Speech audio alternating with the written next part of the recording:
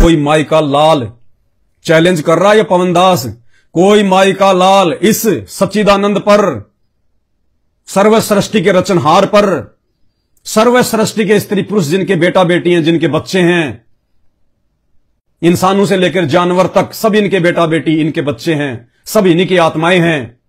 इस आत्माधार पर, नाथों के नाथ पर, संत रामपाल जी भगवान पर कोई माई का लाल बलात्कार जैसा घटिया आरोप सिद्ध कर दे, साबित कर दे, ये पवन दास उसी समय अपनी गर्दन काट के रख देगा, गर्दन काट के।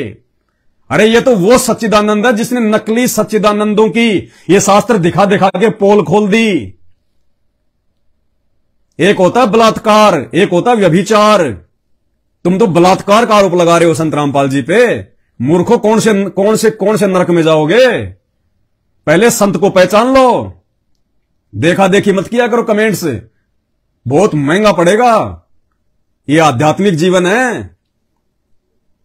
हमारे गुरुदेव कहते हैं घास के तिनके की भी निंदा नहीं करनी चाहिए, बिना सोचे समझे, बिना देखे। ना जाने कब हवा चले और वो तिनका आंख में गिर जाए, बहुत ज्यादा पीड़ा देता है।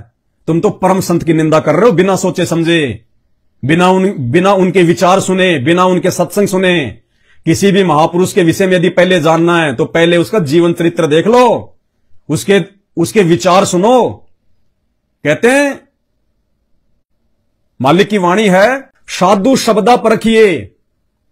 साधु जो होता है ना संत, उसकी पहचान उसके शब्दों से करनी चाहिए, उसके सत्संगों से करनी चाहिए, उसके प्रवचन से करनी चाहिए, उसके विचारों से करनी चाहिए, उसके द्वारा लिखित साहित्य से करनी चाहिए। साधु शब्दा परखिए। और दुख पड़े घरनार, घर की औरत को उस समय जो है वो परखना चाहिए जब आपके घर पे कोई आपत्ति आ जाए, कोई संकट आ जाए। उस समय एक स्त्री की पहचान होती है, वो कितना अपने पति का साथ देती है या उठा के सामान मायके की तरफ वो दौड़ लेती है।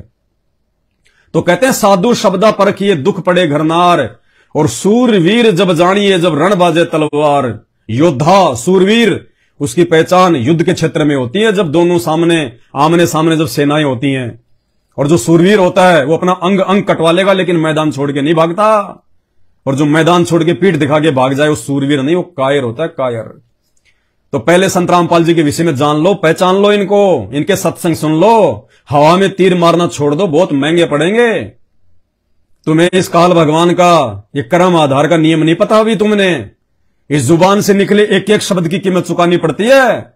जुबान से निकले हुए शब्द तो छोड़ दो, मन, कर्म और वचन से भी यदि तुमने किसी का बुरा सोच लिया, किसी की निंदा कर दी, तुमने किसी की चुगली कर दी, वो उसका भोग भोगना पड़ता है, बहुत भयंकर।